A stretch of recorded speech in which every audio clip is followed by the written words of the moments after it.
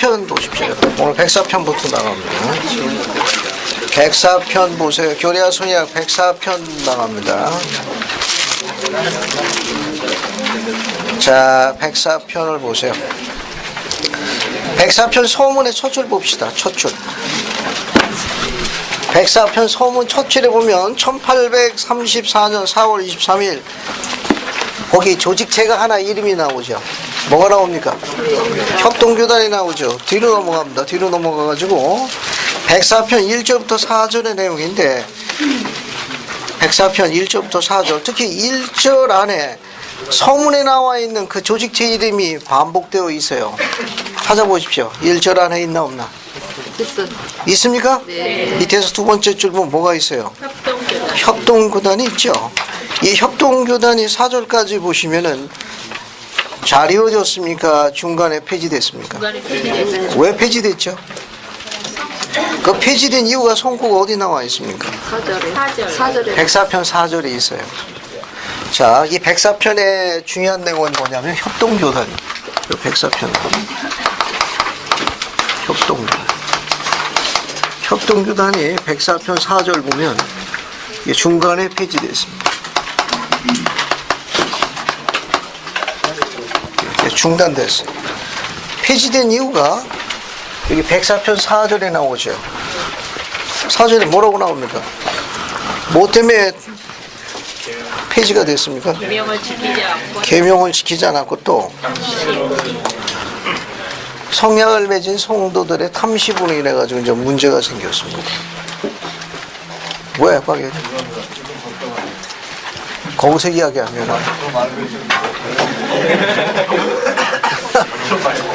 그렇군. 에어컨 틀어줄까요? 에어컨? 아니, 의견이 분분해가지고 시원하게 에어컨 한번 틀어놓고 추우면 다시 끄도록 합시다. 추워요. 일단 에어컨을 틀어줘요. 지난주 이모이트 사람 같이 갔는데. 이건 난방이네. 교수님 유인물 가르칠까요? 유인물이. 아, 오늘 거만 여기 어디 있을까? 여기 유물 여기 남은 거 있나? 다 가져와서 할 수 없어요. 같이 오겠습니다.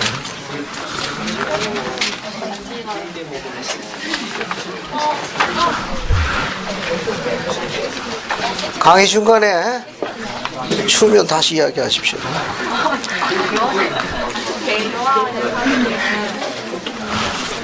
자, 협동교단에 대해서 뒤에 경전 안내서 한번 찾아봅시다.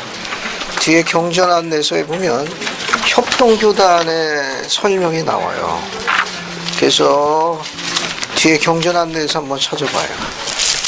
뭘 갖고 협동교단이라 하는지.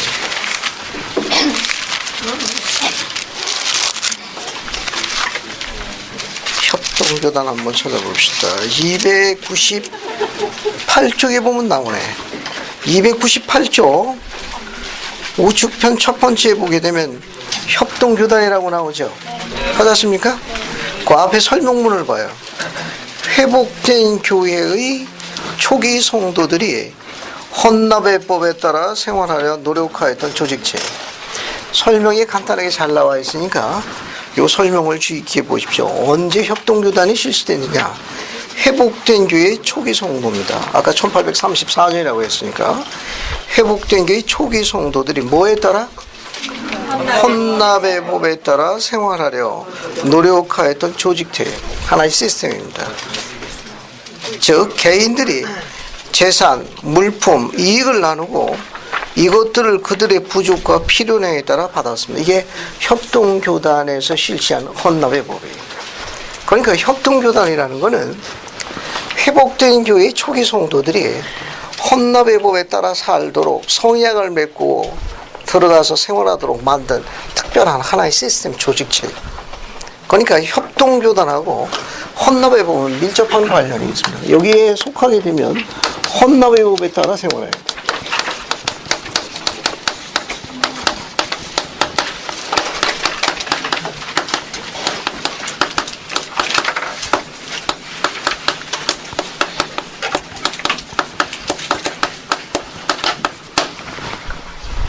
그러니까 협동구단은 회복된 교회 초기 성도들이 헌납에보다 살겠다고 성약을 맺어서 그렇게 살도록, 일종의 해왕국의 율법이에요. 그렇게 살도록 조직된 특별한 시스템입니다. 그럼 헌납회복은 뭘 갖고 헌납회복이라 하죠?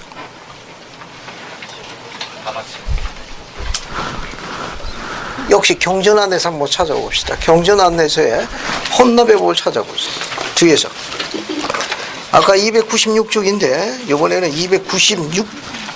298쪽은 협동교단이고 296쪽에 보면 있을 거예요.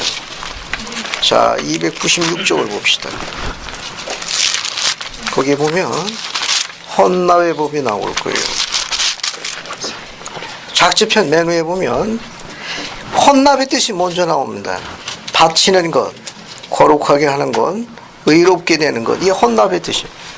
헌납의 법이란 뒤에 보세요. 남자와 여자가 자발적으로 그들의 시간, 재능, 재물을 하나님의 왕국을 세우고 건설하는 데 바치는 신성한 원리다. 그러니까 헌납의 법이란 남자와 여자가 어떤 발로? 자발적으로 그들의 시간, 재능, 재물을 하나님의 왕국을 세우고 건설하는 데 바치는 신성한 원리다. 협동교단이라는 건 회복된 교회 초기 성도들이 헌납의 법에 따라 살도록 그렇게 마련된 특별한 조직체입니다. 그러니까 협동교단에 들어가는 사람들은 어떤 성약을 맺어야 된다? 헌납의 법에 따라 생활하겠다는 성약을 맺어야 됐어요. 이 헌납의 법이란 조금 전에 이야기한 대로 남자나 여자가 하나님의 왕국을 세우고 건설하는데 그들의 시간, 재능, 필요한 모든 것들 다 바치는 걸 이야기합니다. 그런데 이 시스템이 백사편 사전에 나와 있는 대로 일부 성도들의 계명을 어기는 생활하고 또 재물에 대한 탐심을 해가지고 이것이 중간에 멈춰졌습니다. 그래서 주님께서는 나중에 이 협동교단의 헌납의 법을 폐지하시고 교리학생의 109편에 다른 헌납의 법을 요청하셨습니다. 그래서 그 119편이 뭐에 관한 율법이죠? 폐지가 되고요. 교리학생의 119편에 다른 헌납법에 순종할 걸 요구하셨습니다. 그 법이 무슨 법인가 하면 11조의 법. 그래서 오늘날은 11조의 법에 순종하도록 요청하고 있습니다. 그래서 오늘날은 이제 헌납의 법이 아닌 그 중에 하나 따라서 생활할 수 있는 11조의 법을 가르치고 있다는 것. 그 다음에 11, 12절 보면 공통된 단어가 있어요. 거기 104편 11, 12절 보면 두 단어가 거기 크로즈되어 있습니다. 뭐가 있죠? 청지기. 거기 11절에도 있고 12절에도 있습니다. 어떤 단어가 나와 있습니까? 청지기의 직분. 거기 청지기의 직분. 청지기는 이것도 역시 우리가 찾아볼 수 있습니다. 자, 청지기의 직분도 한번 찾아볼까요? 우리 경전안내서에 설명이 나와 있으니까 경전안내서 한번 찾아봅시다. 272쪽에 보면 청지기의 직분이 나옵니다. 자, 272쪽 우측편 맨 위에 보세요. 찾았습니까? 거기 보면 청지기 정의가 나와요. 다른 사람의 일 또는 재산을 돌보는 사람을 청지기라고 그래요. 교리적 정의를 눈여겨보십시오. 교리적 정의를 다른 사람의 일 또는 재산을 돌보는 사람을 청지기라고, 청지기로서 돌보는 것을 청지기의 직분이라고 그런다. 됐죠? 자, 다른 사람의 일 또는 재산을 돌보는 사람을 청지기라고, 청지기로서 돌보는 책임을 청지기의 직분이라고 한다는 거. 정의를 잡고 맨 밑에서부터 네 번째 줄 봐요. 그 문단의 밑에서 네 번째 줄. 우리가 주에게서 찾았습니까? 예. 거기도 지금 주의 있게 보세요. 그럼 청지기의 직분은 어떤 책임이 부여되어 있느냐? 우리가 주에게서 또는 그의 권세를 받은 종들에게서 봉사의 부름을 받을 때 그 청지기 직분은 영적 및 세속적인 일 모두를 포함할 수도 있다. 꼭 영적인 것만 아니고 세상적인 것까지 포함하고 있다는 사실이에요. 그러니까 주님에게 속해 있는 그 어떤 것을 돌보도록 부여받은 책임을 일반적으로 청지기의 직분이라고 하는 거예요. 청지기의 이 직분이라는 건 주님에게 속한 그 어떤 것이, 그 어떤 것들을 돌보도록 부여받은 책임. 그렇지. 이것을 일반적으로 우리가 청지기의 직분이라고 그래요. 책임이기 때문에 나중에 주님께 보고해야 합니다. 주님께 보고해야 돼요.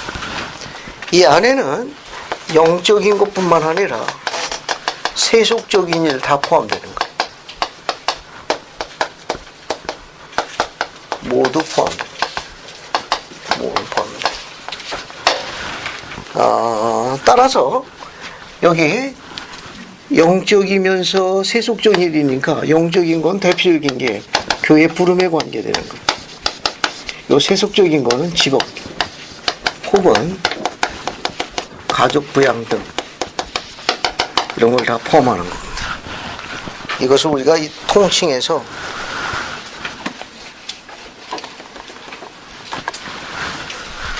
청지기의 직분이라고 한다. 그 다음에 17절부터 18절은 경전을 읽는 게 좋겠습니다. 한번 읽어보죠. 그래서 이거 한번 읽어보겠습니다. 오민정 자매 104편 17, 18절 두 절을 한번 읽어보죠. 104편. 모든 땅은 충만하고 거기에는 충분하여 남는 것이 있나니 그리하도다 내가 모든 것을 준비하게 사랑의 자녀에게 능력을 주어 자기 스스로의 선한 의지를 행사하는 자가 되게 하느니라. 그러므로 어느 사람이 내가 만든 신성한 것을 취하고 나의 복음을 버렸다라 자기 몫을 가난한 자와 궁핍한 자에게 나누지 아니하면 그는 악한 자와 더불어 지옥에서 고통 중에 자기 눈을 들어보라. 감사합니다. 여러분 그 17절 첫 번째 줄을 눈여겨보십시오. 거기 단어가 뭐라고 되어 있습니까? 계시가 무릇 땅은 충만하고 거기에는 충분하여 남는 것이 있나니. 근데 왜 오늘날 우리가 구하고 있는 땅은 계시는 충만하여 남는 게 있다고 그랬는데 여러 가지 식량이라든지 다른 부족 상태를 인해 가지고 식량 파동뿐만 아니라 채소 그 밖에 여러 가지 많은 우리 식생활에 적용이 되는 많은 물가가 이렇게 폭등을 일으켜가지고 서민 경제를 위협하는 이유는 뭡니까? 계시는 땅은 충만하여 거기에 남는 것이 있나니라고 계시되어 있는 거예요. 뭔가 부족해가지고 좀 문제가 생기는데 그건 어떻게 된 겁니까? 계시는 땅은 충만하여 거기에 충분한 게 있다고 그랬는데 어떻게 된 거예요? 계시는 아주 선명하잖아요. 무릇 땅은 충만하여 거기에는 땅에는 우리가 지내고 있는 그런 모든 것들이 먹는 것, 입는 것 이와 같은 모든 것들이 남는 것이 있나니 라고 계시되어 있는데 그런데 우리 주변은 어떻게 되어 있습니까? 안 그렇잖아요. 그 이유가 뭐죠? 왜 그런 현상이 벌어집니까?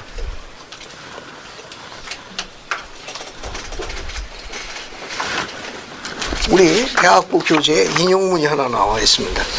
여러분 갖고 있는 지난주 유인물에 100-1을 보시면 되고 교재를 갖고 있는 분은 104편 17절의 주예를 보시면 돼요. 104편 17절의 주예를 봅시다. 자, 읽어볼 테니까 같이 보세요. 없는 분은 옆에 있는 반원하고 같이 보십시오. 에즈라 테프트 벤슨 회장은 그렇게 되어 있는 내용이에요. 찾았습니까? 찾았어요? 지난주 인물 두 번째 장에 있는 겁니다. 자, 저기 뭐 에즈라 테프트 벤슨 회장은 그죠? 104편 7절에 참됨에 대하여 의문을 품는 사람, 특히 지구상의 인구가 끊임없이 늘어나기 때문에 이 말씀에 의문을 품는 사람은 잘못이라고 설명했다. 인간의 개념은 우리가 세계 인구를 제한함으로써 화평과 풍요함을 누릴 수 있다고 믿게 하려 합니다.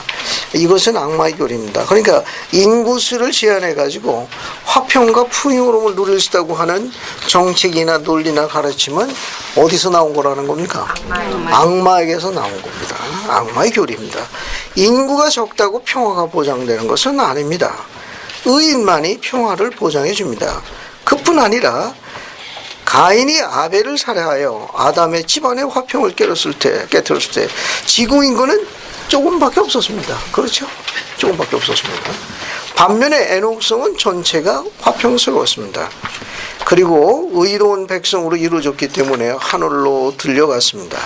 또 풍요롭게 공곡하기 위해 인구를 제한하는 문제에 관하여 주님은 그 그릇됨을 교리야성에 다음과 같이 말씀하셨습니다. 땅은 충만하고 충분하여 남는 것이 나니 참으로 내가 만물을 만들어 인간의 자녀에게 이를 주어 자유의지로 행동하게 하였느니라. 세계 일부 지역에서 기근이 범람하는 것은 악인들이 인간이 풍성하게 생산하기 위해 필요한 자유에 제한을 가하였기 때문이다라고 선지자가 지적했습니다. 이권과 권력과 관련이 있습니다. 그것을 얻기 위해 가지고 고의적으로 소위 사재기라든지 기타 등등으로 통제했기 때문에 이런 파동이 일어나는 거다. 전 세계적인 산하 제한으로 하나님이 영의 자녀에게 육신의 장막을 주려는 목적을 좌절시키는 사람들 가운데 많은 사람들은 사실은 고질적인 기근을 조장하는 그런 종류의 정부를 지지하는 사람들입니다. 사실은 정식적으로 산하 제한이지만 그 안에는 막대한 폭리와 이득을 취하는 사악한 자들의 아주 그런 교만한 전략과 전술이 끼어 있다는 걸 지적한 거예요. 그들은 자신이 지적하는 악의 결과로 생긴 걸 치유하기 위하여 악을 옹호하고 그것을 계속해서 퍼뜨려 나간다고 지적한 겁니다. 원케이시에 있든 그렇지 않다는 거예요. 땅은 충만하여 거기에는 남는 곳이 있나니, 원래 전능하신 주의 뜻인데 신의 뜻에 인간들이 이권과 금리의 유혹에 제한하고 있다는 걸 지적한 겁니다. 그 다음에 이제 25절 보면은 우리가 아주 사랑받는 성구 중에 하나로 많이 인용된 성구가 25절에 백사편 25절. 백사편 25절입니다. 자, 백사편 25절 봤습니까? 자, 그것을 같이 한번 읽어볼게요. 박자와 리듬을 맞춰가지고 그가부터 더하여 주리라까지 같이 읽겠습니다. 준비됐나요? 네. 자, 시작하면 같이 읽어봅시다. 자, 시작. 그가 충실한 만큼 나는 그와 그의 뒤를 이을 후생에 복의 복을 더하여 주리라. 거기다가 이름을, 여러분 이름을 넣는 겁니다. 이유진 자매 의자 하나 가서 이쪽으로 의자 하나 집어갖고 와가지고, 자, 거기 그가 대신에 여러분의 이름을 넣는 겁니다. 됐습니까? 거기 여러분 이름을 넣어가지고 하나 집어넣어 볼게요. 수현이가 충실한 만큼, 그죠? 나는 수현이와 수현이의 뒤를 이을 후손에게 복의 복을 더하여 주리라. 여러분 이름을 넣고 읽으면 돼요. 조건이 뭡니까? 충실한 것만큼. 충실한 것만큼, 그 만큼을 본다니까. 앞에 보세요. 오늘 충실한 것만큼 주님께서 자손에게 복을 줄 것을 주시는 거예요. 그 다음날 어때요? 조금 더 충실하면 자손에게 복을 줄 걸 조금 더 주시는 거예요. 알겠습니까? 그런데 셋째 날 충실하지면 어떻게 됩니까? 안 주시는 거예요. 거래는 공정한 거예요. 그러니까 매일매일의 생활에서 충실한 것만큼 본인도 축복을 받지만 누구한테까지 영향력을 미칩니까? 후손에까지 영향력을 미친다는 걸 기억을 할 필요성이 있습니다. 특히 이스라엘 딸들은 언제 기회가 되면 우리가 본 구약 성경에 룻기라고 있습니다. 그게 4장으로 구성되어 있어요. 그 룻은 모압 족속의 딸입니다. 이스라엘 딸이 아니에요. 시어머니인 나오미를 통해 가지고 시키기 위해서 개종한 딸입니다. 개종한 다음엔 그 딸이 얼마나 여호와 앞에 충실하게 생활했는지 보아스라는 이스라엘의 유력한 사람하고 결합되게 됩니다. 요약하면은, 그죠? 그 요약해가지고 오벳을 낳았습니다. 오벳이 이새를 낳고 이새가 다윗을 낳고 다윗의 후손이 예수 그리스도예요. 룻의 충실함은 이 경전을 충분히 입증하고 있습니다. 한 딸의 그 충실함이, 그 룻의 충실함이 보아스하고 결혼해가지고 오벳을 낳고 오벳이 이새를 낳았으며 이새가 다윗을 낳았느니라. 다윗의 직계손이 바로 예수 그리스도예요. 이 경전은 그것을 확실히 증명하고 있습니다. 이와 같은 부분들은 경전에서뿐만 아니라 회복된 교회 초기에도 많이 증거되어 있습니다. 대략 1745년경으로 알려져 있는데, 그때 영국에 있는 한 젊은이, 사무엘이라는 젊은이가 무슨 뜻인지는 잘 모르지만 미국으로 오게 됐습니다. 그는 자신도 모르는 영에 이끌려가지고 미국의 신개척지에 신천지에 왔어요. 와가지고 독립전쟁이 터졌습니다. 독립전쟁이 터져서 이유는 잘 모르지만 그는 독립전쟁에 참여했습니다. 영국에서 왔지만 영국을 대항한 거죠. 그런데 크게 부상을 입어가지고 병원에서 지극정성으로 간호해준 간호사와 결혼하게 되었답니다. 여러분 결혼하고 싶으면 부상당한 분도 찾으러 가요. 그러니까 영적으로 부상당한 사람 많이 있으니까 그 옆에 바짝 붙어가서 지극정성으로 보살피고. 그래서 그 간호사하고 결혼했습니다. 네 아들을 낳았습니다. 네 아들을 낳았는데 1832년에 이 사무엘리는 네 아들과 함께 교회에 개종했습니다. 그러다가 브리검용 회장의 지시에 따라 가지고 솔렉으로 서부 여행에 그 개척자 대대에 합류합니다. 거기 도착했다가 그 네 아들 중에 한 아들이 영국에서 이민 온 한 개척자의 후손의 딸과 결혼합니다. 그래서 두 아들을 낳았어요. 1대 2대죠. 그죠? 두 아들 낳았는데 브리검용 회장의 지시에 따라 가지고 요 두 아들 중에 요 두 아들 낳았는데 요 두 아들이 브리검용의 지시에 따라 가지고 오늘날 세인트 조지로 가서 교회를 세우라고 그쪽으로 오픈을 받았습니다. 그래서 세인트 조지를 가가지고 이 두 사무엘의 두 아들이 교회를 세우고 거기서 촌락을 이루었는데 거기 당시에 인디언 본락이었답니다. 인디언하고 이제 생활해야 돼. 거기서 생활하다가 그 두 아들 중에 한 아들이 개척자의 또 다른 자매하고 결혼을, 이제 3대째인데 그 자매가 11번째 아이를 낳는데 낳자마자 아이를 다 잃었습니다. 11번. 12번째 아이가 태어났는데 그게 4대손이에요. 12번째 아이를 낳았는데 그 아이는 어머니가 그 아이를 낳다가 돌아가셨기 때문에 할머니 손에 양육됐습니다. 4대손이야. 사무엘리의 4대손. 양육되었다가 할머니가 아이다호의 그쪽에 있는 농장으로 다 보냈습니다. 그래서 그의 나이 16살 때 글로 보내줬어요. 그래서 사무엘리의 4대손, 이 4대손은 그 아이다호의 농장에서 성장했습니다. 그 건너편에 빙홈이라는 가족이 농장을 갖고 있었는데 거기에 한 소녀가 성장하고 있었습니다. 그 소녀는 이 4대손이 12번째 아들이라는 걸 알고 있었습니다. 그가 어머니가 11번째 아이를 목숨을 걸고 지켜가지고 12번째 어머니의 목숨과 맞바꾼 혈손이 나는 걸 이미 알고 있었습니다. 이 둘은 자연스럽게 서로의 그런 믿음 가운데 다 교회원이 아이다 보니까 그러니까 자연스럽게 둘은 부모가 되었습니다. 그러다가 1899년 3월 어느 날 한 아기가 그들에게 태어났는데 그게 5대손이에요. 그 아들의 이름을 헤롤드 빌이라 지었습니다. 바로 그분이 예수 그리스도 후기 성도의 제11대 회장님이 되신 분입니다. 5대손이에요. 그러니까 내가 충실한 것만큼 나는 너와 너의 후손의 후손의 뒤를 이어 복의 복을 더하겠다는 이 성구가 만난 거예요. 그러니까 5대손이 거기서 그 딸이 11번째를 거둬가셨는데 12번째는 자신의 목숨을 거두고 이 아들을 치사함께 하고 소망해서 어머니가 하늘로 부름받았습니다.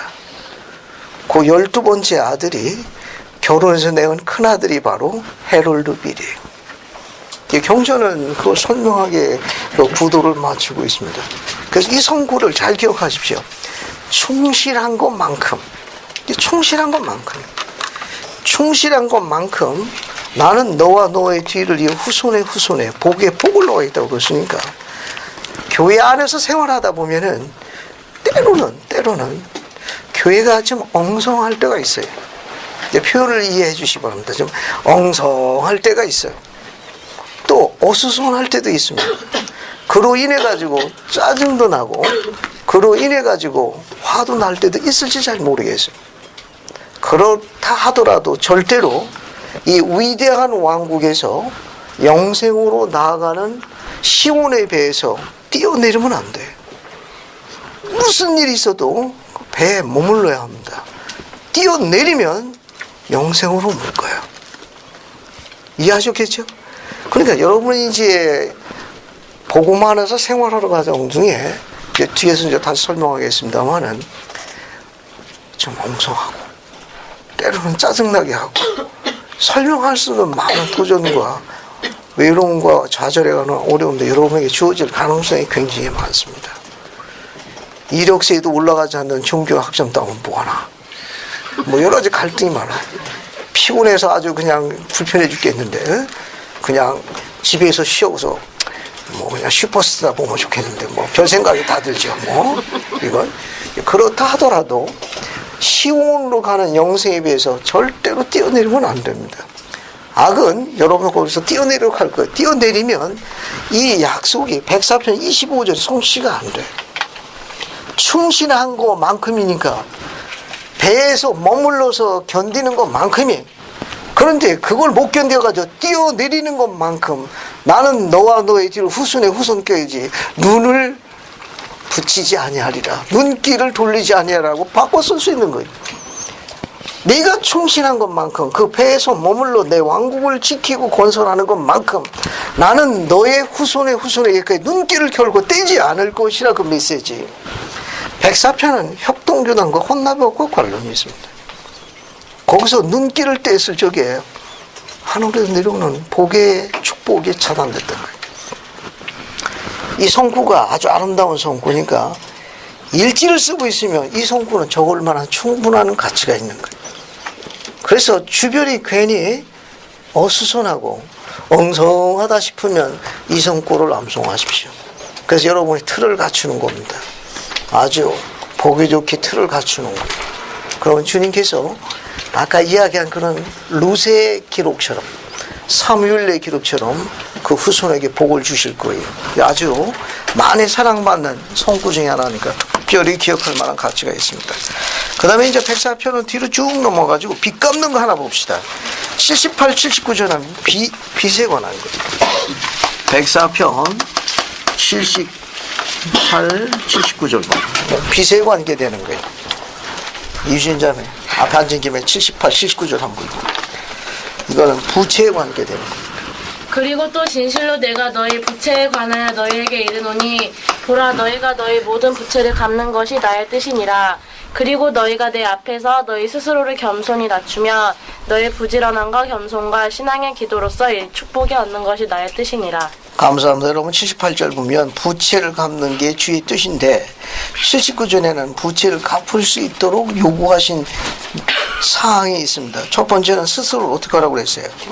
겸손히 낮추고, 그 다음에 두 번째는 뭐라고 나와 있습니까? 부지런함과 겸손과 신앙의 기도로 빚을 갚을 수 있는 능력을 갖도록 함이 주의 뜻이니라 라고 되어 있습니다. 이 성문을 눈여겨 잘 보십시오. 이게 부채에 관한 설명입니다. 거기에 보면은 빚을 갚도록 하는데 우선 스스로 겸손히 낮춰 주님의 뜻에 따라 생활해야 돼요. 그게 11조를 바치고 안식일을 지키며 성전에 자주 가는 게 충실함에 대한 의로움을 증거해야 합니다. 그 외에 부지런함과 겸손과 신앙의 뜻으로서 신앙의 기도로 그런 능력을 속히 갖출 수 있도록 구하도록 요청하고 있다는 계시가 상당히 흥미로운 거예요. 이 계시를 똑같이 적용할 수 있습니다. 미래의 아내와 자녀를 부양하기 위해서 준비하고 있는 이스라엘 형제들은 똑같이 이걸 적용할 수 있어요. 79절에 스스로를 어떻게 합니까? 미래의 아내와 자녀에 대해서 부양하기 위해서 어떻게 해야 돼요? 스스로를 겸손히 낮추고 그 다음에 부지런함과 겸손과 신앙의 기도로 축복을 얻도록 그분 앞으로 나가야 합니다. 그러면 주님께서는 이런 축복을 허락하실 거예요. 이건 아주 의미심장한 겁니다. 우리가 갖고 있는 대학부 교재 유인물 봅시다. 유인물 104-4를 보세요. 이거는 세미나리 교사 교재에서 발췌한 거예요. 104-4. 유인물에만 있습니다. 유인물에만. 다 읽지는 않고 몇 가지만 인용해 볼게요. 여기 보면은 1838년 연차대의 신권대회 때 제이르벤 클라크 2세 회장님이 가르치신 겁니다. 이자에 관해서 가르쳤어요. 알죠? 우리가 빚을 지게 되면 이자를 내야 되거든요. 그죠? 거기 보면 이자는 자지도 않고 아프지도 않고 죽지도 않습니다. 찾았습니까? 네. 이자님 그거 한번 읽어주십시오. 이자는 자지도 않고 아프지도 않으며 죽지도 않습니다. 일단 빚을 지면 이자는 밤낮으로 매분마다 여러분의 동반자가 되며 그 빚을 피하거나 빚으로부터 도망갈 수도 없습니다. 그것을 떨쳐버릴 수도 없으며 그것은 간청이나 요구나 명령에 굴복하는 일도 없습니다. 그리고 여러분이 그 길 중간에 서 있거나 그 진로를 방해하거나 요구사항을 들어주지 않으면 여러분은 눌러 부서뜨려 버립니다. 감사합니다. 이자는 놀러 가지도 않습니다. 아프지도 않아요.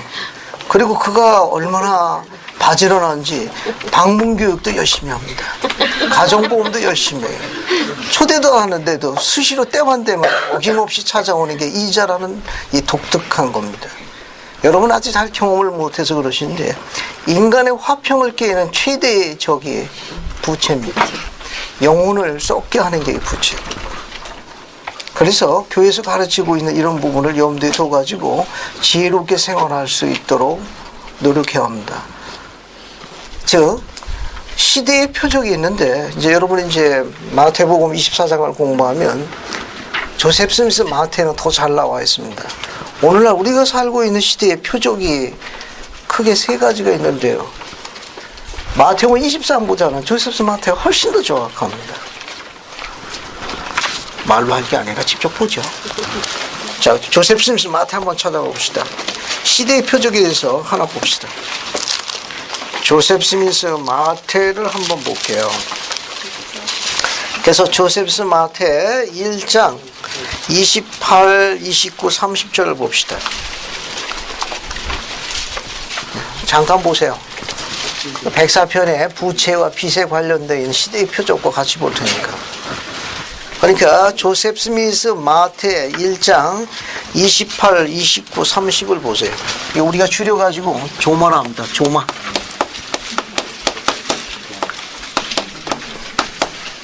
29, 30. 찾았습니까? 그 한번 읽어볼게요. 저기 이세리자매 28절부터 30절까지 한번 읽어봐요. 또 그들이 전쟁과 전쟁의 소문을 들으리라. 보라, 내가 나의 택함 받은 자들을 위하여 말하노니 나라가 나라를 왕국이 왕국을 대적하여 일어나겠고 곳곳에 기근과 역병과 지진이 있으리라. 그리고 또 불법이 성함으로 사람들의 사랑을 식어주리라. 그러나 지지 아니하니까 그 같은 자는 구원을 얻으리라. 감사합니다. 우선 3대 표적이 있는데 참조를 알아두십시오. 자, 오늘날 우리가 살고 있는 말일의 시대의 표적이 있습니다. 이 표적을 알면 빛의 자녀가 되고 준비 안 하면 어둠의 자녀가 된다고 경고했습니다.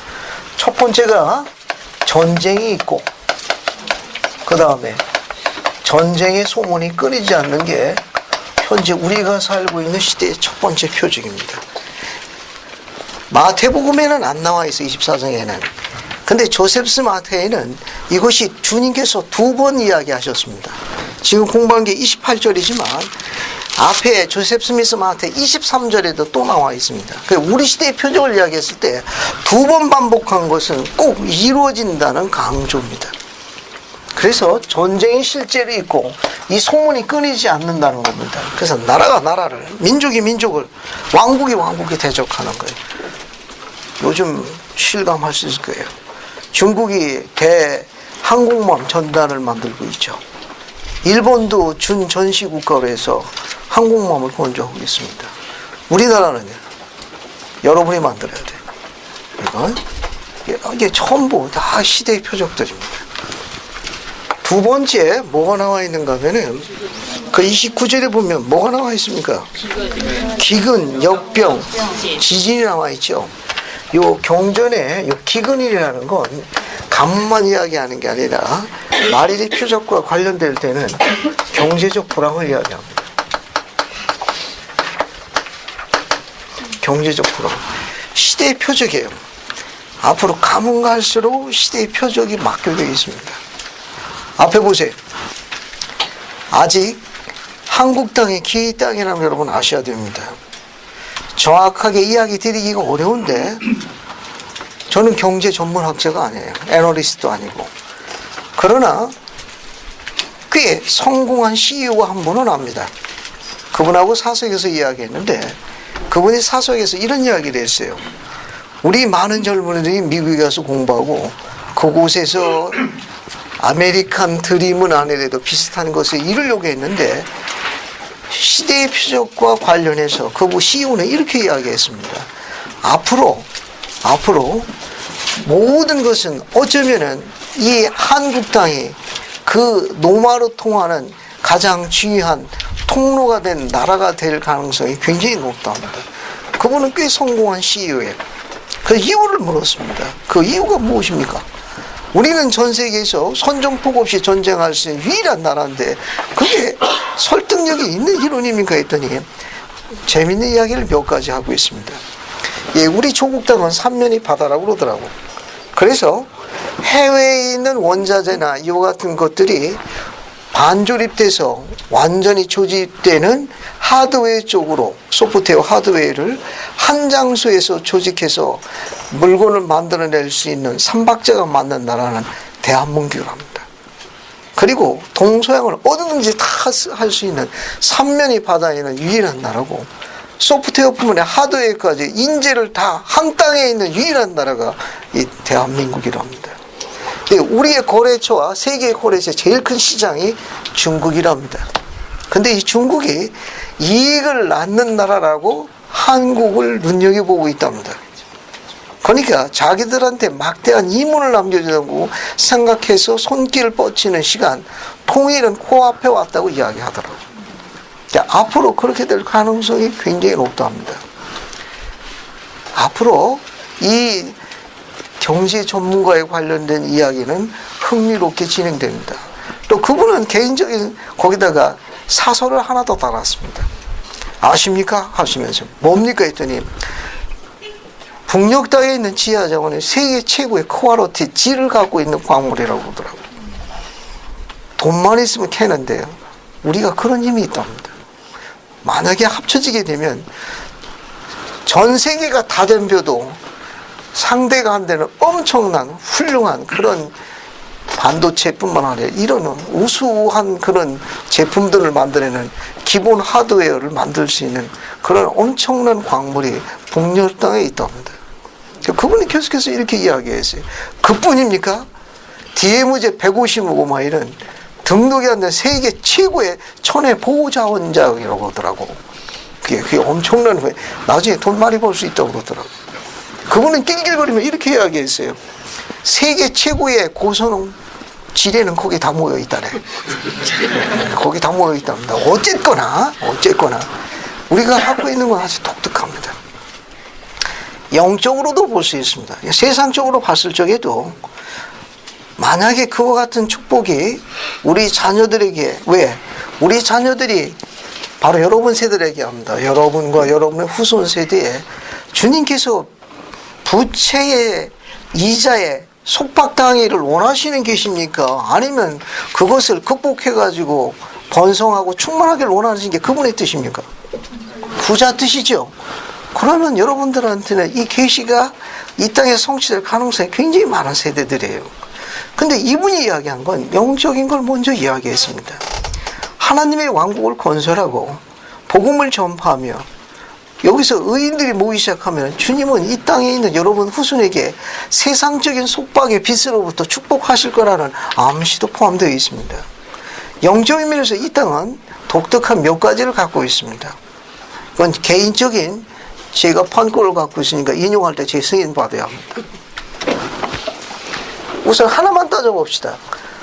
아시아 대륙 최초의 성전은 어느 땅에 세워졌죠? 대한민국이. 어쨌든 조각났지만 대륙은 대륙이야. 지리학적 용어로. 아시아 지역의 최초의 스테이크 위에 말뚝이 어디에 박혔습니까? 이 대한민국입니다. 그러면 주님께서 우리 땅을 영적인 전진기지로 삼았다는 걸 시사하는 겁니다. 1975년 한국 대회 때 스펜서 W. 킴볼 회장님은 위대한 선전자로서의 이 땅에 대한 예언을 하셨습니다. 우리들의 자녀들이 어디로 가 복음을 전파한다고 그랬죠? 당시는 레드 차이나입니다. 중국과 소련 땅에 복음을 전파라고 이야기했습니다. 흥미롭지 않습니까? 1975년, 지금부터 35년 전 얘기입니다. 그때는 때려잡자 공산당, 박살내자 해가지고 그런 거 이제 결혼할 때 합동국단 창설하고, 지금은 우리 제품이 온 세상에 날아다닙니다.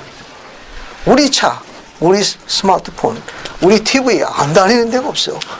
요즘에는 또 뭐까지 퍼집니까? K-팝인지 코팝인지 잘 모르겠는데 그것까지 다 퍼지죠. 그죠? 이제 전 세계로 나갈 건 우리 한국이 갖고 있는 우리 자녀들의 이 특별한 영적인 능력들입니다. 일본에도 후기송도 복음이 들어가 있고 대만에도 들어가 있으며 필리핀에도 들어가 있습니다. 그런데 이 한국 땅만은 복음이 들어간 것이 독특합니다. 피가 임봉되어 복음이 그곳에서 싹튼 나라가 대한민국입니다.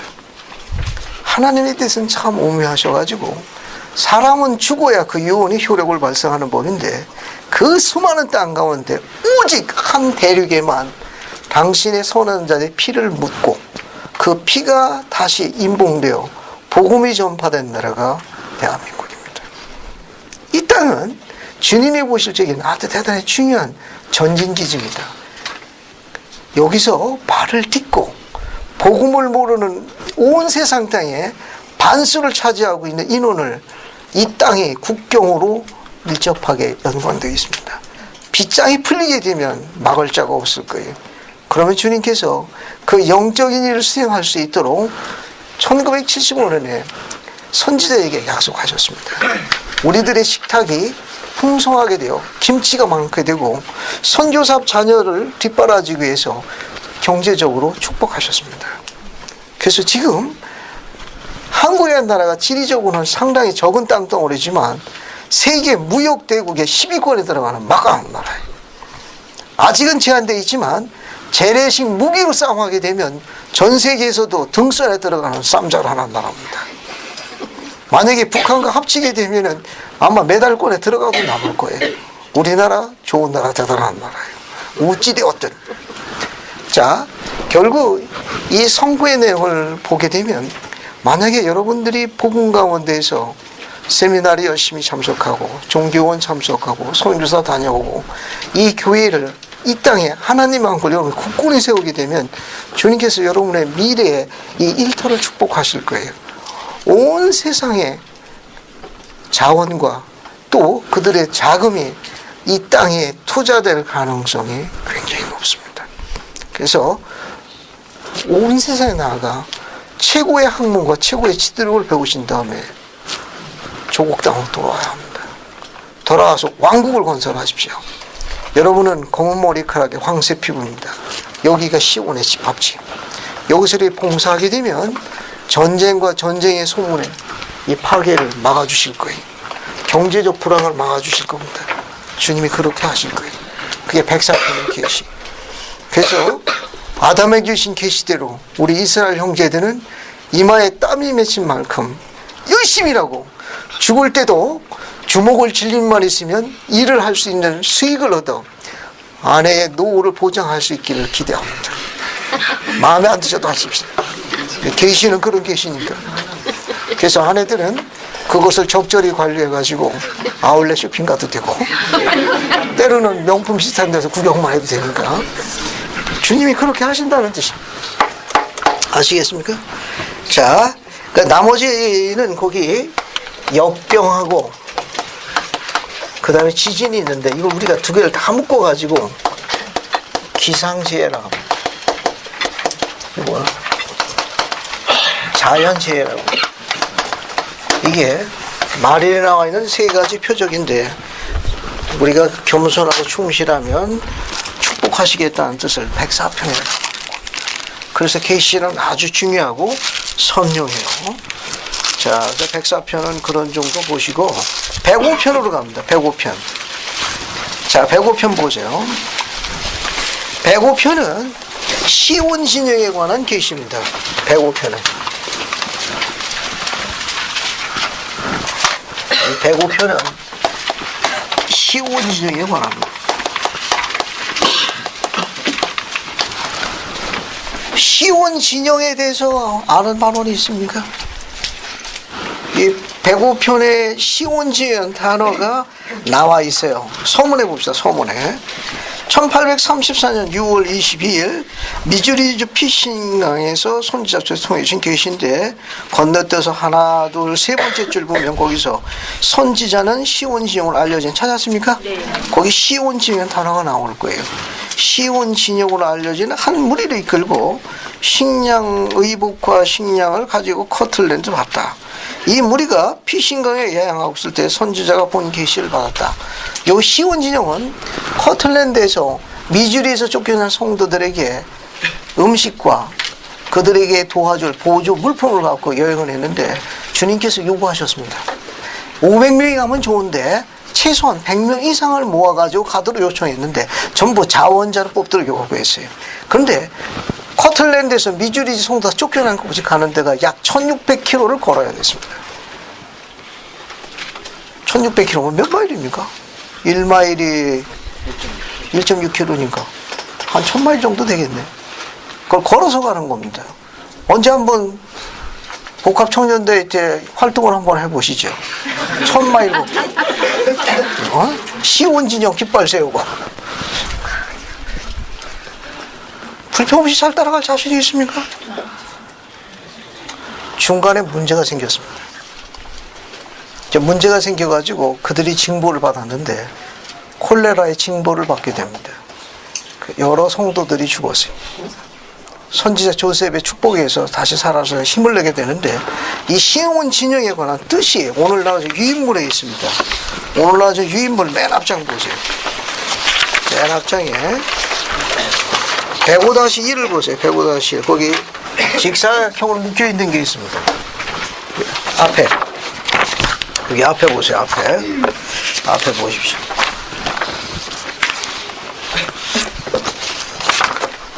자, 앞에 보면 아니다 이거 내가 봐야 된다. 아니다 더 있네. 그 뒤에 필요한 사람들. 자, 델버텔 스테이플 장로는 이렇게 말했다. 거기 보세요. 시온 진영에 대한 배경 설명. 이걸 알아야만 105편을 이해할 수 있습니다. 시온 진영은 1834년 6월 24일에 해체되었습니다.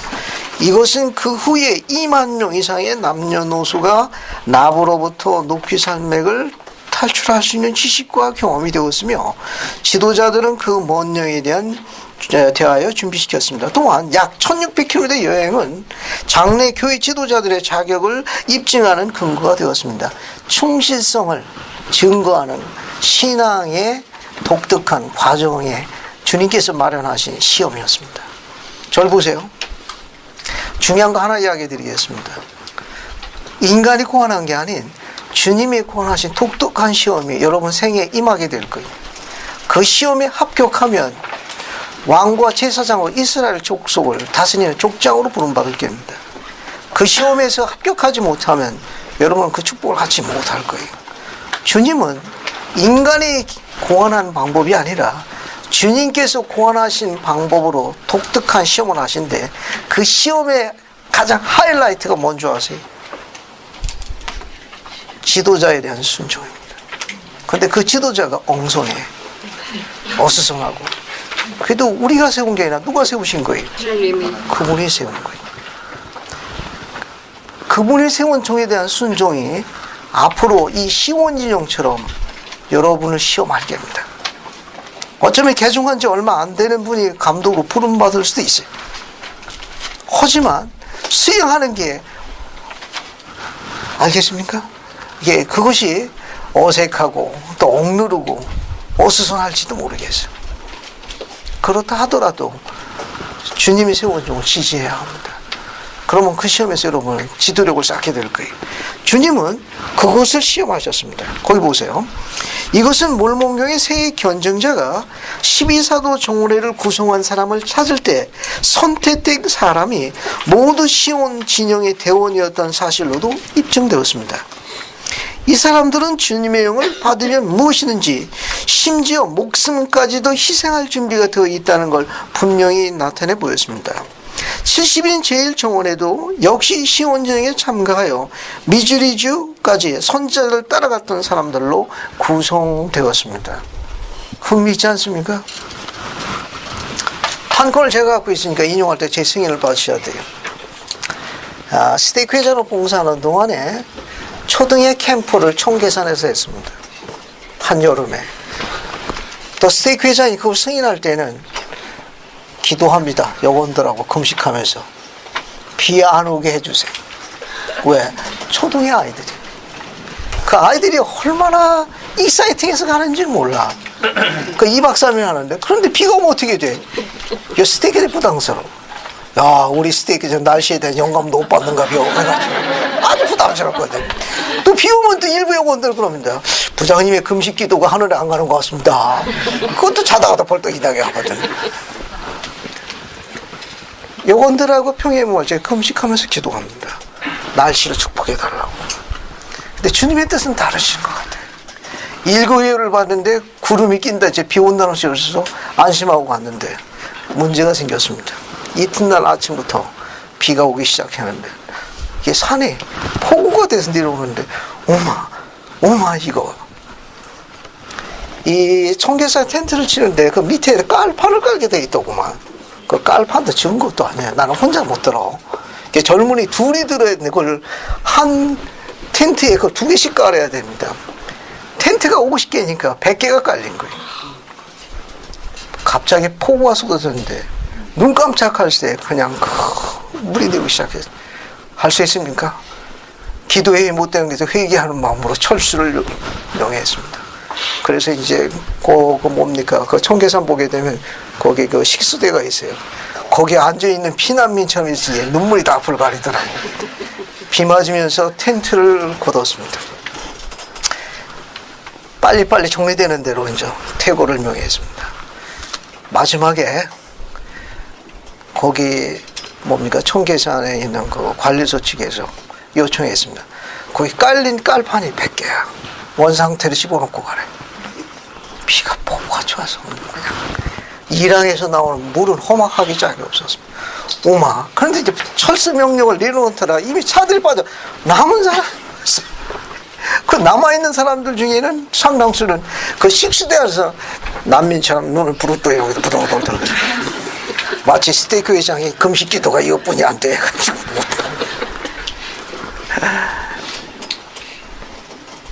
그런데 그 순간에 그 산기슭에서 한 분이 낑낑거리면서 다른 젊은이를 불러가지고 그 깔판을 치우기 시작했습니다.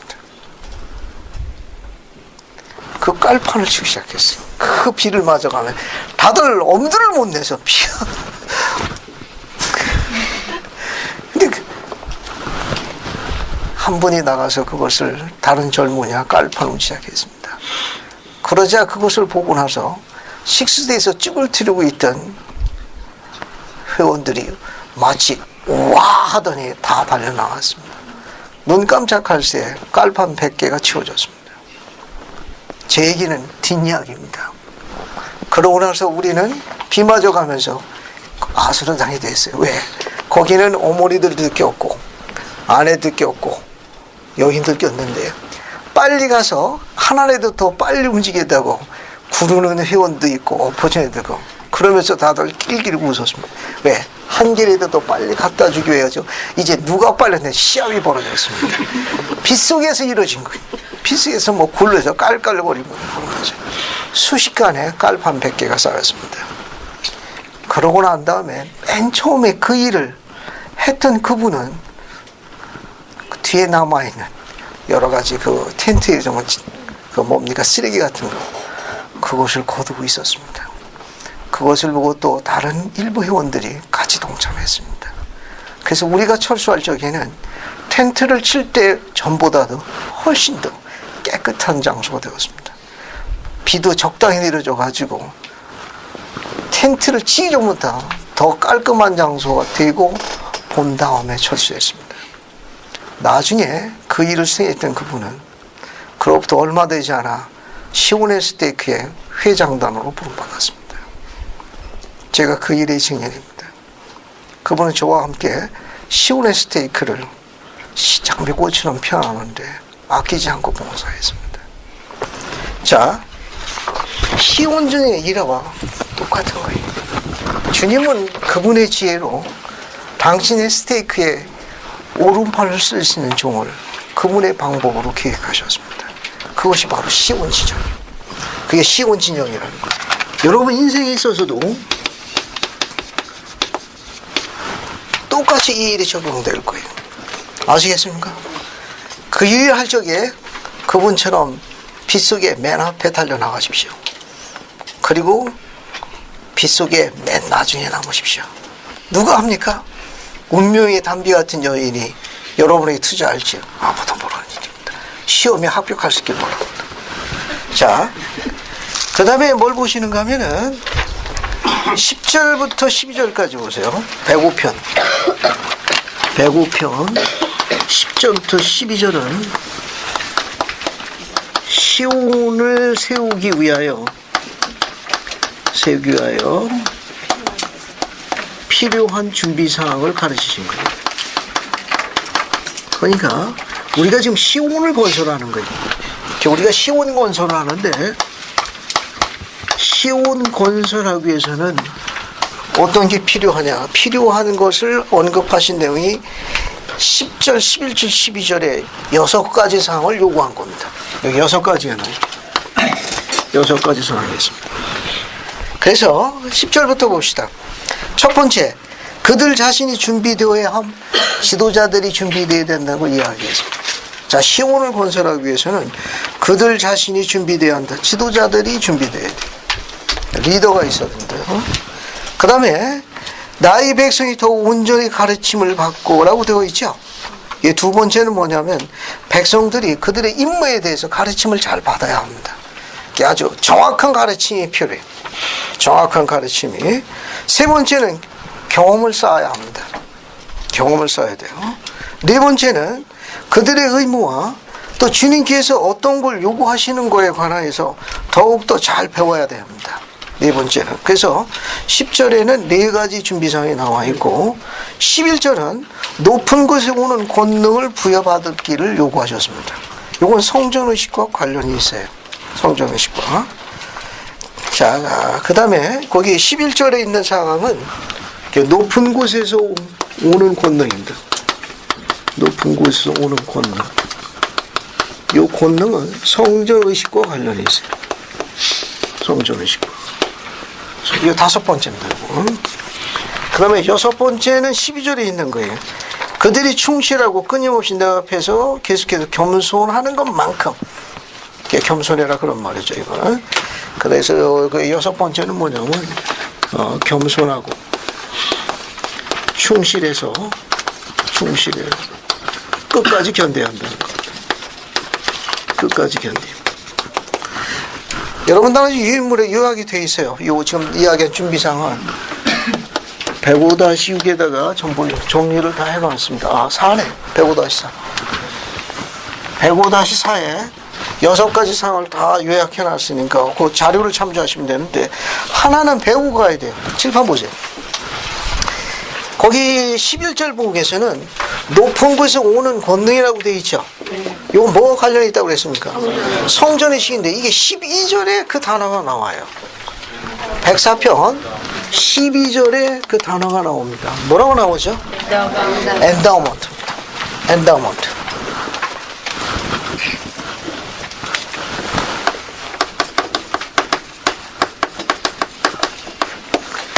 엔다우먼트입니다. 여러분 대학부 교재를 갖고 있으면 그 12절 주석을 보세요. 유인물은 105-5입니다. 유인물은 105-5에 있어요. 유인물을 보고 교재를 갖고 계시면 해당되는 주해를 보세요. 봤습니까? 네. 엔다우먼트 설명은 대학부 교재가 제일 설명이 잘 나와 있어요.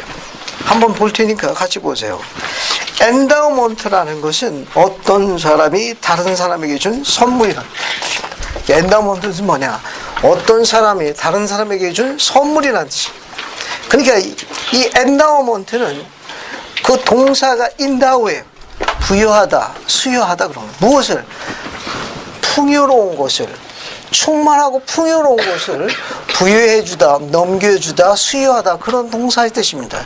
그게 명사형으로 바뀐 거예요. 그래서 그 발음기호의 단어를 그대로 번역한 겁니다. 엔다우먼트라고. 그 엔다우먼트라는 거는 풍요롭고 충만하고 가장 좋은 것을 선물로 준다는 뜻이 엔다우먼트. 이건 뒤에 보세요. 하나님이 그의 자녀에게 준 선물이 많이 있다. 교리야 성약 105편 12절에 엔다우먼트라는 말은 성전의식을 말하는 것 같다.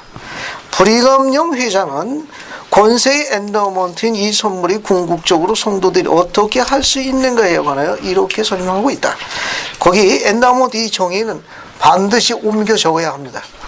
이 브리검영 회장님의 이 엔다우먼트 정의만큼 잘 설명된 정의가 찾기가 어려워요. 이 엔다우먼트를 우리가 성전의식에서 받고 있는 이 엔다우먼트 정의는 브리검영 회장의 정의만큼 요약된 정의가 어려우니까 반드시 옮겨 적어야 합니다. 여러분, 엔다우먼트는 여러분의 이 생을 떠난 후 파수꾼으로 서 있는 천사들의 옆을 지나 하나님의 면전으로 되돌아가 영원한 승형에 이르도록 하는데 필요한 주님의 집에서 행해지는 모든 의식을 받는 것을 말합니다. 곧 엔다우먼트나 승형의 의식이에요.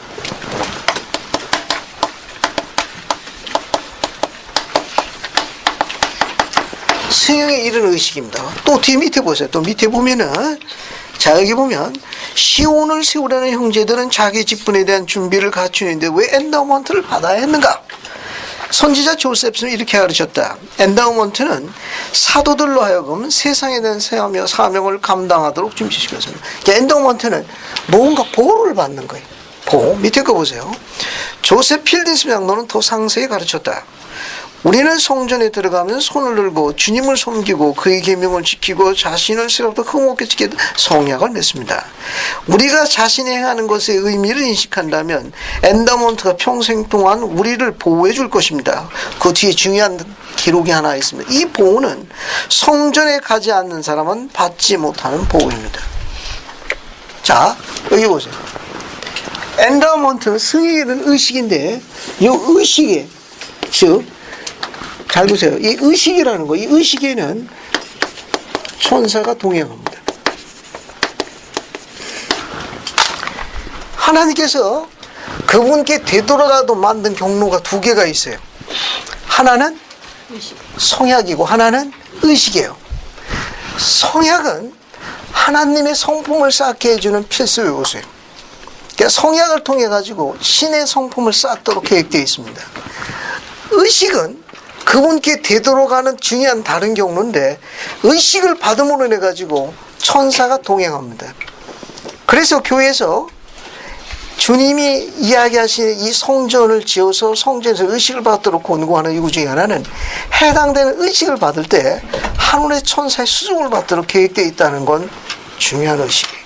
중요한 개념입니다. 따라서 이 엔다우먼트는 천사가 동행해 주니까 보호 개념을 갖고 있어요.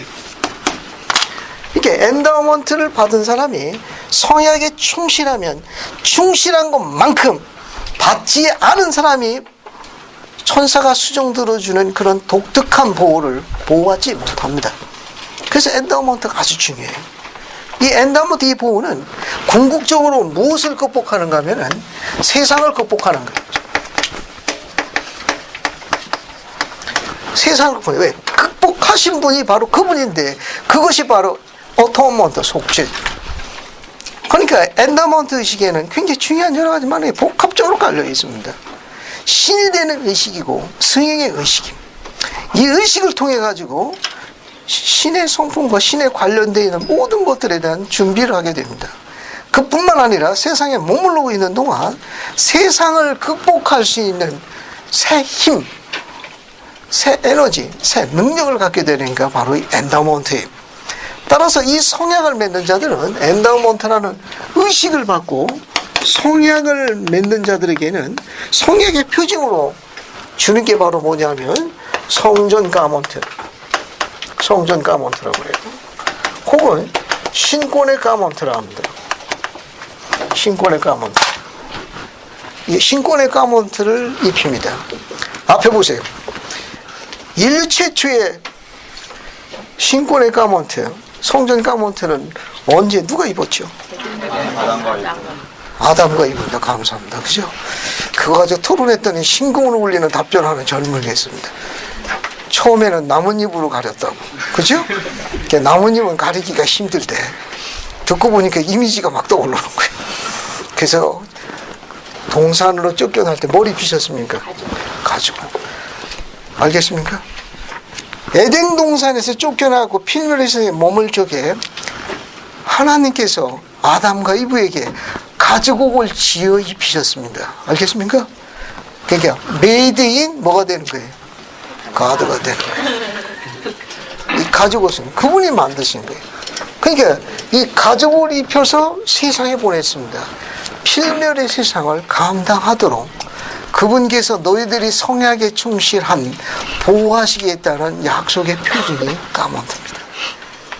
따라서 이 가먼트는 보호를 염두에 두고 있는 방패와 같은 역할을 합니다.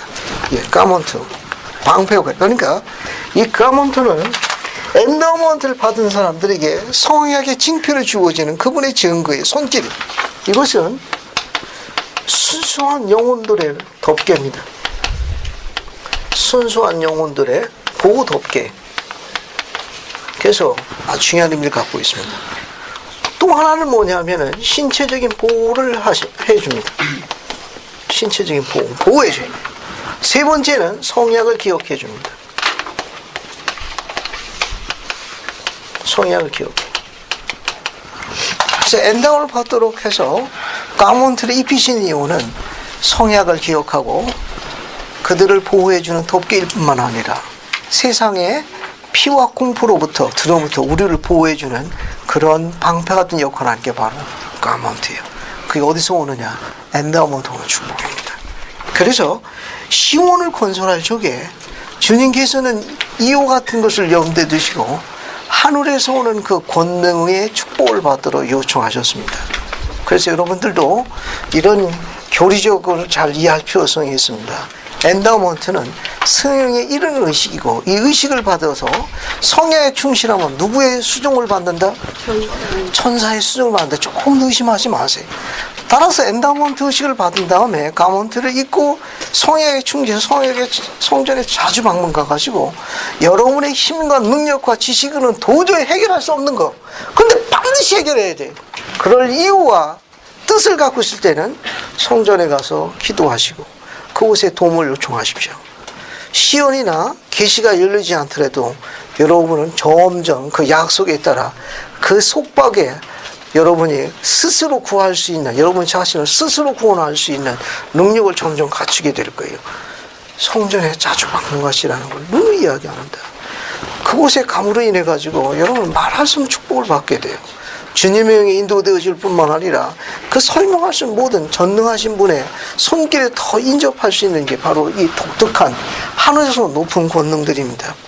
합당한 성적 준수를 갖고 있는 모든 젊은이들은 여건이 허락하는 한 자주 방문하는 겁니다. 기억하는 의미에서 하나만 더 반복하죠. 성전을 자주 방문하는 데 오는 축복으로 고든비 흰큐 대장님은 뭘 약속하셨습니까? 성전에 자주 방문하는 충실한 성도들에게 고든비 흰큐 대장님 선지자로서 어떤 걸 약속하셨죠?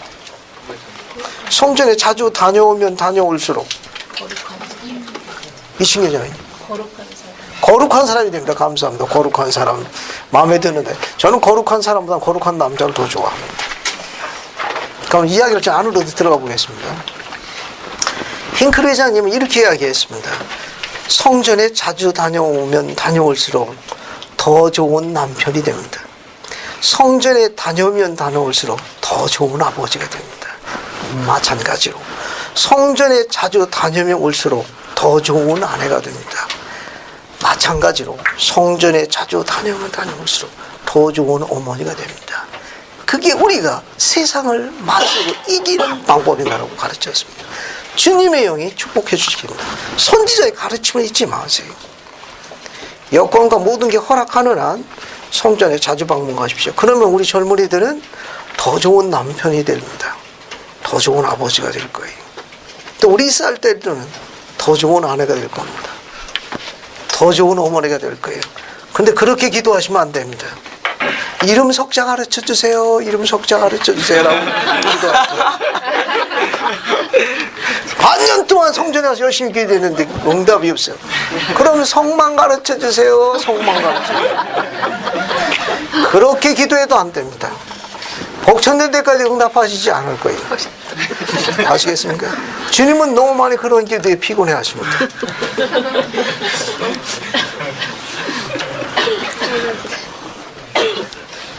사도 중에 한 분입니다. 사도 중에 한 분이 이렇게 가르쳤어요. 성전에 자주 방문하며 그런 의식에 대해서 잘 준비된 이스라엘의 남자는 어떠한 이스라엘 딸과 함께 한다 하더라도 그녀를 행복해 줄 만한 충분한 능력, 내공을 갖고 있습니다라고 가르치셨습니다. 그분은 교만한 말에서 이렇게 이야기하라고 생각하지 마십시오. 왜냐하면 그분은 단순하게 아주 간단하게 묘사하신 거예요. 저희 집에 살고 있는 한 분은 무협지에 대해서 아주 조예가 깊습니다. 거기 보니까 그 고수에 관한 내용을 이야기하는데 그 고수가 어떻게 고수냐 내공의 차이점이라고 그러더라고. 또 듣고 보니까 그런 것 같아. 성약에 충실해서 엔담을 받고 이렇게 충실하게 살아갈 경우에는 그 내공이 어느 정도 깊어지는가 하면은 그분이 교만한 말로 이야기한 게 아니라 그런 이스라엘 형제는 그 내공을 인해 가지고 하나님의 딸은 누구든지 행복해 줄 수 있을 만한 그런 내공을 갖고 있다고 가르치신 내용이라는 겁니다. 그렇게 살아가는 그 남편을 안 돕는다는 건 생각하기 어려워요. 그렇게 열심히 살아가는 남편을 지지 안 한다는 건 생각하기 어렵습니다. 만약에 그걸 사랑하지 않고 지지 않으면 이상한 여자예요. 그래서 우리가 이상한 교회로 알려지는 거예요. 우리는 이상한 교회 안 다녀요. 우리 이상한 사람들 아니에요. 이해하시겠죠? 즉 이스라엘 형제가 그런 내공이 쌓이게 되면 우리 딸들은 훨씬 더 행복할 거예요. 훨씬 더 능력을 더 많이 봐요. 성전에 관계되어 있는 이런 의식과 가르치는 전부 가정에 주님의 영이 임하는 것과 밀접한 관련이 있습니다. 만약에 월요일부터 토요일까지 신권을 지닌 내 남편과 내 아버지가 거룩한 남자로 만약에 그것을 수행할 수 있다면 그 딸들이 행복한 모습으로 주일날 나올 수 있을 거예요. 자, 그와 같은 모든 것들이 어디에 관련되어 있느냐? 하늘에서 높은 곳에서 내려오는 권능에 관련된 의식과 관련이 있습니다. 이거는 관련이 있습니다. 이건. 자, 그 정도 보시고요. 이제 106편으로 갑니다. 106편으로 갑니다. 106편 봅시다. 106편 보시면 뭐가 나오는가 하면은 106편 보세요. 106편 2절 보면은 주님께서 언제 기뻐하시느냐의 여러 가지 이유 중에 특히 기뻐하시는 이유, 주님께서 기뻐하신 이유를 2절 맨 끝에다 하나 첨부하셨습니다. 그분이 언제 기뻐하시느냐? 2절 맨 끝에 뭐라고 나와 있어요? 복음을 전파하기 위해서 음성을 높이는 걸 기뻐하신다고 기록되어 있습니다. 그러니까 106편 2절 맨 끝에 보면은 그분이 언제 기뻐하시느냐? 우리가 목소리를 높이는 거예요. 뭐 할 때? 복음을 전파할 때 목소리를 높이라는 거예요. 집안에서는 조용하라는 거예요. 알겠어요? 근데 거꾸로 하면 안 돼. 복음을 전파할 때는 지지근도 쭉 집에서는 큰 소리 내고 그건 주님이 안 기쁘신 거예요. 그러니까 영원한 복음을 전파하고 세상에 목소리를 크게 높이는 일을 기뻐하셨습니다. 요 106편에 그분이 무엇을 기뻐하느냐, 즉 영원한 복음을 전파하고, 즉 그의 음성을 높여 백성이 경고하며, 복음을 전파하는 거에 대해 가지고 이렇게 가르치셨습니다. 자, 하나님의 사업이라고 그러죠. 사업을 하기 위해서는 사람을 고용합니다. 그러면 고용한 CEO는 그 고용한 고용주는 그 직원에게 뭘 줘야 돼요? 임금을 줘야 맞아. 싹을 주는 게 맞는 거예요. 그죠? 그러면 우리도 하나님 사업에 부름받은 거 아니에요? 그죠? 어쨌든 뭐 지금 어쨌든 하나님에서 부름받았고, 이 하나님 사의 CEO는 누굽니까? 그분입니다. 그죠? 그죠? 우리는 복음을 전파해서 음성을 높이고 하게 되면 어떻습니까? 고용주로부터 뭘 받아야 돼? 싹을 받아야 돼. 알겠습니까? 그 싹을 안 주면 어떻게 돼요? 근로기준법에 어긋나. 체불이야, 체불. 임금이 밀린 거예요. 계시는 이렇게 되어 있습니다. 그 3절 맨 마지막 보세요. 3절 맨 마지막에. 3절 맨 마지막에 보면 거기 됐습니까? 그리하면 필요한 모든 것이 그것에 더해지리니 이는 일꾼이 작을 싹을 받음이 뭐하니라? 마땅하니라. 절 보세요. 이 안에는 선교사를 준비하는 젊은이와 선교사로 봉사 명언을 귀한 젊은이들이 있습니다. 여러분은 만약에 시간이 주어지면 오늘 집에 못 갈 만큼 그 간증이 쏟아져 나올 거예요. 여러분이 그 선교사 하는 동안에 처소에 남아있는 여러분의 부모와 형제들이 얼마나 많은 축복을 받는지 아십니까? 여러분이 선교사 나가고도 침뱉음을 당하고 뺨을 맞고 개에게 쫓겨다니고, 알겠습니까? 그런 일을 수행하고 있는 동안에, 심지어 개까지 복음을 전파하고 목소리를 높이는 그 일을 수행하는 동안에 처소에 있는 부모 형제가 얼마나 많이 축복을 받는지 아세요? 어느 한 형제는 그 동생들을 선교사 보내고 뒷바라지 했습니다. 그 동생 둘을 보낼 때마다 아들들을 축복해 줬고 집을 허락하셨습니다. 그 형은 그렇게 증거했어요. 두 동생을 선교사하고 뒷바라지는 동안에 보낼 때마다 아들 하나 축복해 주시고 귀환하기 전에는 작지만 집을 허락하셨답니다. 그분은 그렇게 이야기했어요. 계산기로는 안 맞습니다. 집을 샀을 적에 가구를 드릴 수가 없었습니다. 텅텅 비고 또 그만한 여건이 안 됐기 때문에. 하지만 사랑하고 사랑하는 친족과 여러분들이 왔다 갔다 하시면서 텅 빈 곳에 있으면 좋겠다는 가구들을 비치해 줬습니다. 그래서 꽉 찼습니다. 주님은 싹을 주시는 이 가르침이 맞는 거예요. 일꾼이 싹을 받으니 맞는 거니까 명심하십시오. 그분은 절대로 여러분에게 빚지지 않습니다. 영원한 원리. 살아계신 그분은 절대로 당신의 종들에게 빚지지 아니하십니다. 잊어버리지 마십시오. 알겠습니까? 세상의 CEO는 체불임금을 할지 모르지만 그분은 현세뿐만 아니라 내세까지 반드시 빚을 갚는 분이에요. 절대로 빚지지 아니하신 분이니까 하나님 사업에서 복음을 전파하고 그분을 전가하는 일에 여러분이 있는 힘 다해야 합니다. 그렇게 할 적에 주님은 그 싹을 주시겠다고 약속하셨어요. 수많은 의로운 자녀들이 이 복음의 증거함으로 인해 가지고 얼마나 많은 축복을 받는지 몰라. 아까 시대의 표적에 전쟁과 전쟁의 소문을 이야기했죠. 우리 조국 땅은 선전포고 없이 전쟁할 수 있는 독특하고 특이한 나라 중에 하나예요. 그죠? 근데 위로를 받는 계시가 하나 있습니다. 재림 전에 멸망에 가정한 곳이라고 다니엘이 예언한 끔찍한 마지막 최후의 대전쟁이 주님을 위해 한 번 더 있습니다. 2억의 악마의 군대가 지상의 인류 20억을 죽인다는 끔찍한 전쟁이 기다리고 있습니다. 이름도 끔찍해서 마자가 들어가 있죠. 무슨 전쟁입니까? 아마겟돈이라고. 그죠? 위로를 얻는 건 요한계시록의 요한은 우리에게 위로를 주는 메시지를 줬습니다. 물론 그 땅에 사시는 분들은 조금 불쾌할지 모르겠어. 예루살렘에서 시작되가 예루살렘에서 끝난다네. 그럼 우리 땅은 아니에요. 어쨌든 알겠습니까? 북한에 핵이 있든 어쨌든 요한계시록의 증거가 맞다면 우리 땅은 전진지어야 되는 게 맞습니다. 그러면 우리의 시온의 젊은이들이 청소년들이 세미나를 열심히 할 적에 주님은 진로를 바꾸실 거예요. 미사일과 자주포와 그 방사포의 위치를 제한하실 겁니다. 하실 수만 있으면 전자제품을 천사들하고 망가뜨리게 하실 수도 있을 거예요. 취미생활을. 그분은 용이 하실 수 있어요. 알겠습니까? 배 타고 특공대 내려올 적에 풍랑 일게 하시고 먹구름이게 하실 수 있습니다. 그리고 낙지도 크게 만드시고 문어도 만들어서 결사대 조직하실 수 있어요. 그분은 용이 하실 수 있어요. 왜? 우리 세미나를 하는데 방해되거든. 시끄럽거든. 우리 존경하는 학생들이 오는데 불편하거든. 교통 막히고 시간이 아깝거든. 주님은 허락하시지 않을 거예요. 지진이나 쓰나미도 마찬가지입니다. 우리가 북녘 땅을 통해서 선교사업 나가야 되니까 거기에 피해자만 복구 쓰느니 선교자금 쓰는 게 나으니까 그분은 진로, 지진의 진로나 쓰나미 방향도 건너편 쪽으로 바꾸실 수도 있어요.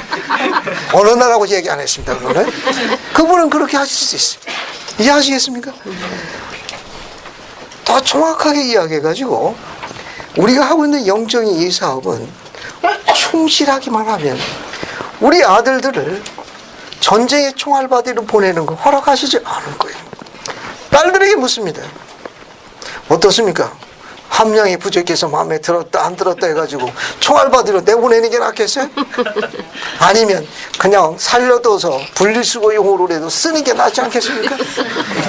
표현을 이해해 주시기 바랍니다. 잘 보세요.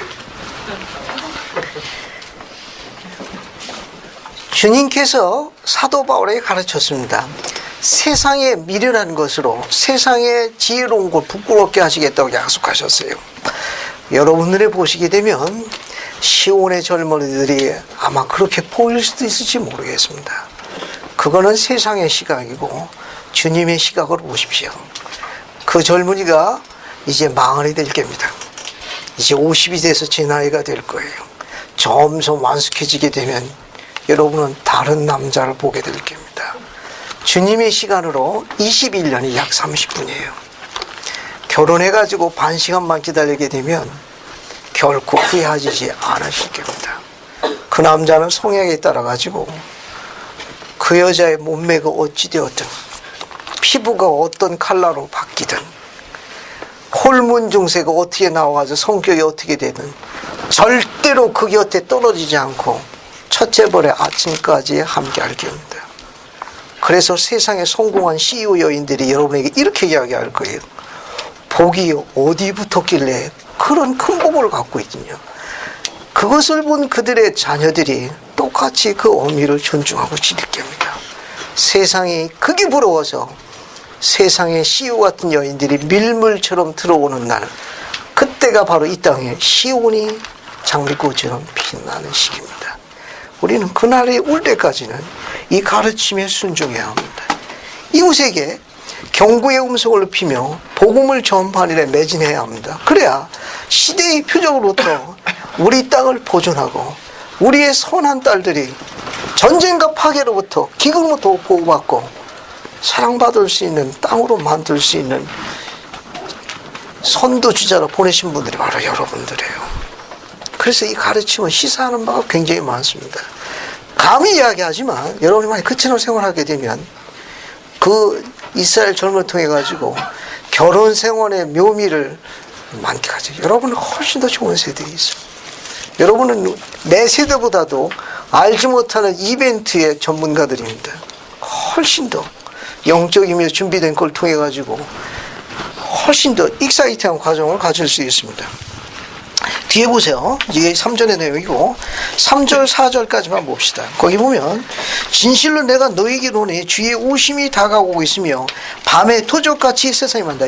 재림의 시간을 이야기한 건데, 그러므로 우리 보고 뭐라고 그랬습니까? 허리를 동이고 핏의 자녀가 되라. 그러면 그날이 도적같이 너에게 임하지 않을 것이라. 즉 표적에 관해서 이미 이야기하고 선지자를 통해서 알려지기 때문에, 알겠습니까? 알려지기 때문에 빛의 자녀가 되라고 강조하시는 거예요. 그러면 표적을 통해서 우리는 재림을 준비하게 됩니다. 예를 들어서 노아의 홍수 때 물로 실어냈죠. 다시는 물로 쓰러지지 않겠다는 표적으로 하늘에 뭘 세우셨습니까? 무지개. 무지개가 사라지면 어떤 게 성취되죠? 주님 재림이 가까운 겁니다. 알겠어요? 이것도 시대의 필요. 선지자 조셉이 가르친 건데 창세기에서 삭제된 게 영감역 번역에는 회복됐습니다. 무지개는 물로 안 할게. 알겠습니까? 물로 하고 나서 얼마나 힘들었겠냐. 물로 안 할게. 그래서 무지개 세우셨어요. 그 대신 뭘로 할게? 불로 태울게. 말은 끝까지 들어와야 돼요. 무지개가 사라지면 주님 재림이 성큼 걸 기억하셔야 됩니다. 그러니까 이 말은 뭐냐면 세상 사람들은 그걸 모르니까 재림이 도둑이 오는 것처럼 느껴지지만 빛의 자녀 우리는 선지를 통해서 가르쳐졌기 때문에 어떻다는 겁니까? 그 재림을 충분히 우리가 맞이할 수 있고 준비한다, 그런 말입니다. 마태복음의 손고 하나만 더 읽고 정리할게요. 재림에 관계되는 거. 조셉 스미스 마태 보세요. 자, 조셉 스미스 마태 55보시는가 어디 보시는가 하면은 44절 3절부터 45절까지입니다. 봤습니까? 이용화 형제님. 마지막으로 조셉 스미스 마태 43, 44, 45 세 절을 읽어주세요. 그리고 정리하겠습니다. 이러한 교통 후에 이거 43절. 조셉 스미스 마태. 홍수가 나서 그들을 다 멸하기까지 알지 못하였으니 인자의 임함도 이와 같으리라. 그때 기록된 것이 이루어지리니 곧 마지막 날에 두 사람이 밭에 있음에 하나는 데려가고 하나는 버려둠을 당할 것이요 두 사람이 맷돌질을 하고 있음에 하나는 데려가고 하나는 버려둠을 당하리라. 감사합니다. 이건 복천년 때 이야기가 아니에요. 재림 전에 있을 마지막 시대에서 이야기하고 있는 겁니다. 그러니까 재림 전에 어떤 일이 있는가 하면은 주님께서 선지자를 통해서 말씀을 전하는 거예요. 그러면 공장에서 회사에서 일하고 있는 사람 두 사람 중에 그 초대를 받아가지고 응하는 사람이 있겠고 가지 않는 사람이 있을 거라는 거예요. 집에서 여자가 뭐하고 있습니까? 맷돌이 가정일 하고 있는데 선지자를 통해서 주님 만찬에 참석하도록 초대장이 날라옵니다. 맷돌 하다가 가정일을 멈추고 참석하는 사람이 있겠고 또 어떤 사람이 있겠습니까? 안 참석하는 사람도 있을 것이다. 언제? 오늘날 누구의 말씀을 주님께서 허락하신 선지자를 통해서 전하는 주님의 만찬이에요. 이번 주 토요일하고 일요일 날이 무슨 만찬이 있습니까? 선지자의 만찬이 있습니다. 회사에서 일해가지고 버티고 해서 남는 자가 있을 거고 가는 자가 있을 겁니다. 가정에서 일거리를 이렇게 해가지고 남는 자가 있으며 그것을 버려두고 참석하는 자가 있을 겁니다. 자, 선택은 여러분에게 달렸습니다. 모쪼록 깨어있어서 그 초대에 응할 수 있기를 예수 그리스도 합니다. 아멘.